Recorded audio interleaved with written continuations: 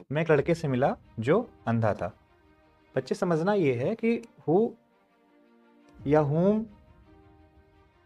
या जो भी आप यूज करते हो, ये तब यूज करते हो जब इसके लिए एंटीसीडेंट दिया गया होता है। इसको हम लोग एंटीसीडेंट कहते हैं। अगर आप लोगों को नहीं मालूम है तो ध्यान रखिएगा, इस वाले पार्ट को हम लोग क्या कहते हैं?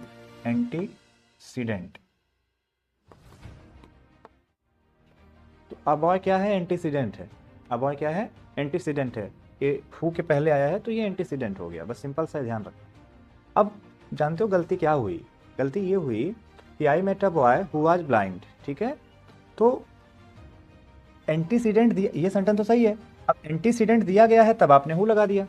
और ये जो हु या हुम लिख रहे हो या दैट लिख रहे हो, विच लिख रहे हो, ये सिंगुलर प्लूरल नहीं होते। मैं कई बार बता चुका हूँ।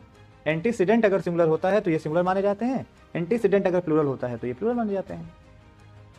और पर्टिकुलर इनका दो फंक्शन होता है, ये कंजक्शन का भी काम करते हैं, ये प्रोनाउन का भी काम करते हैं। क्योंकि इस नाउन के लिए आ रहे हैं इसलिए प्रोनाउन है, और दोनों को जोड़ने का काम कर रहे हैं इसलिए कंजक्शन है। मैं फिर समझा देता हूँ, इस नाउन के लिए आ रहे हैं, ये नाउन सिंगुलर है, और इसी के लिए ये आ रहे हैं तो ये भी सिंगुलर हुए और ये प्रोनाउन हुए, और दोनों को जोड़ रहे हैं तो ये कंजक्शन हुए। इतनी सी बात आपको समझ में आनी चाहिए।